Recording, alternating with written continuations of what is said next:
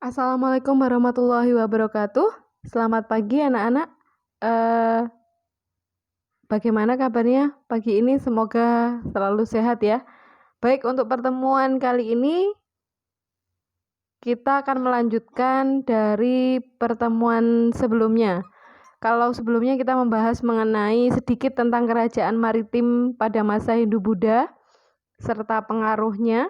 Untuk kali ini kita akan membahas langsung ke intinya, yaitu pengaruh keberadaan kerajaan-kerajaan maritim pada masa Hindu-Buddha.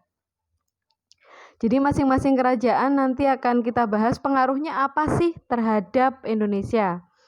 Yang pertama yaitu Kerajaan Kutai. Pengaruhnya apa terhadap Indonesia? Untuk yang pertama, yaitu tulisan Palawa pada prasasti Yupa menunjukkan hubungan kerajaan Kutai dengan kerajaan Palawa di India Selatan. Itu dibuktikan dengan kesamaan nama raja yang berakhiran Warman. Jadi nama Warman, jadi ada Asma Warman, ada Mula Warman, itu menunjukkan bahwa kerajaan Hindu-Buddha di Indonesia itu mendapat pengaruh dari kerajaan-kerajaan yang ada di India. Kemudian untuk yang kedua, yaitu terjadinya perekonomian yang kuat di kerajaan Kutai itu dibuktikan dengan adanya sedekah Raja Mula Warman, yaitu berupa 20.000 ekor sapi kepada kaum Brahmana. Jadi ini menunjukkan bahwa berarti kerajaan Kutai pada saat itu ekonominya kuat. Yang ketiga adalah peninggalan yang dijadikan potensi wisata sejarah. Contohnya di daerah Muara Kaman bekas kerajaan Kutai Martadipura. Berikutnya adalah Kerajaan Tarumanegara. Pengaruh keberadaan Kerajaan Tarumanegara bagi Indonesia itu atau di Indonesia. Yang pertama adalah kehidupan sosial di Tarumanegara itu relatif tertib dan aman. Ini terbukti dengan ditemukannya prasasti Tugu yang berisi adanya penggalian atau pembuatan saluran Sungai Gomati pada masa Raja Purnawarman yang dilaksanakan secara gotong royong oleh masyarakat. Ini membuktikan bahwa kerajaan Tarumanegara pada saat itu kehidupan sosialnya cukup bagus. Kemudian yang kedua adalah prasasti-prasasti kerajaan Tarumanegara itu sama dengan kerajaan Kutai ya, dijadikan objek wisata sejarah di wilayah Jawa Barat. Lanjut, berikutnya itu adalah Kerajaan Sriwijaya. Kerajaan Sriwijaya yang ada di wilayah Sumatera ini pengaruhnya yang pertama, Kerajaan Sriwijaya ini mendapat julukan negara nasional pertama di Indonesia dengan alasan memang wilayah pada Kerajaan Sriwijaya itu mencakup hampir seluruh wilayah Nusantara yang sekarang menjadi wilayah Indonesia. Berikutnya, Kerajaan Sriwijaya menjadi sumber kebanggaan nasional dan menjadi inspirasi seni budaya. Jadi dilihat dari kesenian dan kebudayaannya.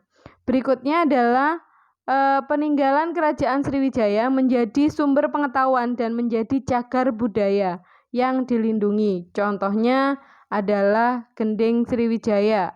Ada juga tari-tarian yang asli dari Kerajaan Sriwijaya atau di wilayah Sumatera. Berikutnya adalah Kerajaan Mataram. Kerajaan Mataram ini pengaruh keberadaan Kerajaan Mataram kuno itu karena di Mataram kuno, kalau kalian sudah membahas mengenai Kerajaan Mataram kuno, itu ada 2 dinasti, yaitu dinasti Sailendra dan dinasti Sanjaya. Sailendra ini adalah dinasti yang beragama Buddha dan Sanjaya ini adalah dinasti yang beragama Hindu. Pengaruh keberadaan kerajaan Mataram kuno ini bisa dilihat dari toleransi yang cukup tinggi antara 2 dinasti. Hal ini ditunjukkan dengan adanya 2 bukti candi yang bisa hidup berdampingan atau yang ada di wilayah Mataram kuno. Kalian tahu wilayah Mataram kuno di mana? Ya, wilayah Mataram kuno itu ada di wilayah sekitar Yogyakarta, Magelang, itu wilayah dari kerajaan Mataram kuno.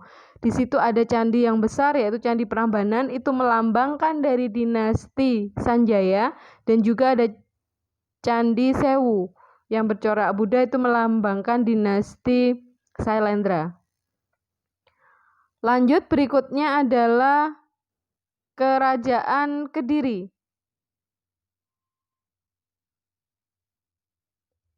Lanjut ya, Kerajaan Kediri. Pengaruh keberadaan Kerajaan Kediri yaitu lebih di bidang seni sastra ya. Di sini Kerajaan Kediri itu meninggalkan cukup banyak jejak sastra bagi Indonesia. Contohnya, di sini ada beberapa empu yang memang mengubah beberapa karya sastra yang berasal dari India. Di sini ada Empu Sedah, kemudian ada Empu Panuluh yang mengubah karya sastra kitab Bharatayuda yang menggambarkan peperangan antara Pandawa dan Kurawa, dan ini digunakan untuk melambangkan atau menggambarkan peperangan antara Kerajaan Jenggala dengan Kerajaan Kediri. Selanjutnya adalah karya sastra Empu Panuluh yang mengubah Kakawin Hariwangsa dan juga Gatot Kacasraya. Selain itu ada Empu Tan Angkung yang menulis kitab Warta Sancaya dan juga Lubdaka. Kitab Lubdaka ini itu kitab yang berisi aturan-aturan yang ada di Kerajaan Kediri. Hal ini juga menunjukkan bahwa Kerajaan Kediri pada saat itu keadaan sosial dan juga keadaan masyarakatnya benar-benar tertata. Selain itu ada Empu Darmaja yaitu menuliskan kitab Semaradahana. Ada satu lagi yang sampai sekarang masih terkenal dari Kerajaan Kediri yaitu raja yang mencapai puncak kejayaan adalah Raja Jayabaya. Raja Jayabaya ini suka sekali menulis ramalan. Beliau menuliskan ramalan mengenai tanah Jawa yang sampai sekarang masih terkenal, yaitu Jangka Jayabaya. Lanjut, Kerajaan Singosari. Kerajaan Singosari pengaruhnya ini adalah di beberapa peninggalan di Kerajaan Singosari. Kalian tahu Singosari di mana? Ya, Singosari itu di wilayah Malang. Kalau kalian ke Malang nanti akan menemukan beberapa candi yang di situ melambangkan kejayaan dari Kerajaan Singosari. Ada Candi Jago, ada Candi Kidal, dan juga ada Candi Singosari. Beberapa patung-patung yang ada di sana juga menunjukkan bahwa Kerajaan Singosari pada saat itu juga ada. Di sini ada patung Kendedes dan juga ada patung Kertanegara, raja yang mencapai puncak kejayaan pada masa Kerajaan Singosari. Dilanjut Kerajaan Majapahit.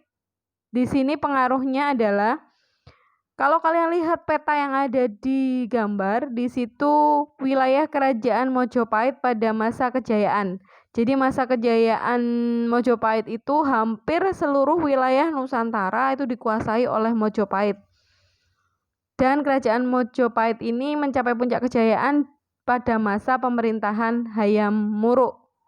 Di situ ada Patih Gajah Mada yang memang bersumpah akan menyatukan seluruh wilayah Nusantara di bawah pengaruh Kerajaan Majapahit. Makanya Kerajaan Majapahit sampai sekarang terkenal dengan negara nasional kedua. Kalau tadi Kerajaan Sriwijaya negara nasional pertama, dan yang ini adalah Kerajaan nasional kedua. Pengaruh ini sedikit kemarin sudah kalian baca di PowerPoint sebelumnya, tapi di sini akan saya jelaskan untuk pengaruh Kerajaan Hindu-Buddha di bidang politik dan pemerintahan. Yang pertama adalah perubahan dari kesukuan yang pada saat itu di kepala suku dipimpin atas dasar primus inter pares, maksudnya yang kuat, yang berkuasa. Sedangkan setelah Hindu-Buddha masuk, itu berubah menjadi sistem kerajaan. Pemilihannya seperti apa? Sistemnya adalah keturunan. Berarti nanti kalau ada raja punya putra mahkota, maka putra mahkota tersebut nanti akan menjadi calon raja berikutnya. Munculnya beberapa kerajaan Hindu-Buddha yang sudah dibahas di depan tadi. Dan berikutnya adanya pembagian struktur pemerintahan. Contohnya ada Wanua, desa, kemudian ada Watak, kesatuan wilayah desa, dan juga ada Kedatu atau pemerintahan pusat. Di sini kalau kalian lihat yang terkenal adalah pengaruh di bidang politik dan pemerintahan adalah kerajaan Mojopahit. Di sini kerajaan Mojopahit itu menggunakan sistem pemerintahan yang sama, tadi itu ada Wanua, ada Watak, dan juga ada Kedatu. Tetapi di sini ada beberapa raja itu dibantu oleh beberapa pejabat. Ada Rakyan Mahamantri Katrini, itu dijabat oleh putra-putra raja biasanya. Kemudian ada Rakyan Mantri Kiran, ini adalah Dewan Menteri yang melaksanakan pemerintahan. Kemudian ada Dharma Diaksa, ini adalah hukum keagamaan, dan juga ada Dharma Upapati, ini adalah pejabat keagamaan. Jadi itu beberapa struktur pemerintahan yang ada pada masa kerajaan. Kita contohkan adalah kerajaan Mojopahit. Pengaruh kerajaan Hindu-Buddha di bidang ekonomi itu adalah perdagangan, baik maritim maupun agraris. Itu ada beberapa kerajaan yang memang bercorak maritim, ya memang ekonominya akan berkembang di sistem maritimnya atau kelautannya. Ya, ada perdagangan agraris yang memang ekonominya bertumpu pada pertanian atau agraris. Berikutnya adalah hubungan dagang dengan India. Di sini India dan juga Cina ya. Jadi pada masa kerajaan Hindu-Buddha, kerajaan-kerajaan di Indonesia itu banyak berhubungan dagang dengan India maupun Cina. Kemajuan perdagangan rempah-rempah. Jadi rempah-rempah itu tidak hanya terkenal pada masa kolonial barat saja atau pada masa penjajahan, tetapi pada masa kerajaan itu sudah ada yang namanya perdagangan rempah-rempah. Lanjut, untuk di bidang sosial itu ada pemberlakuan sistem kasta dalam masyarakat yang menganut Hindu. Jadi sistem kasta itu tetap ada di beberapa kerajaan Hindu di Indonesia. Kemudian banyak masyarakat Indonesia yang menganut agama Hindu dan Buddha, karena memang yang awalnya mereka itu mereka mengenal animisme, dinamisme. Kemudian setelah Hindu-Buddha masuk, mereka akhirnya mengenal Hindu-Buddha dan mereka banyak yang menganut Hindu-Buddha. Berikutnya adalah toleransi yang besar antara pemeluk agama Buddha dan juga pemeluk agama Hindu. Ini dibuktikan di kerajaan Mataram kuno tadi. Untuk bidang kesenian, ini yang berkembang di beberapa kerajaan adalah seni sastra, tadi sudah dicontohkan ya di kerajaan Kediri.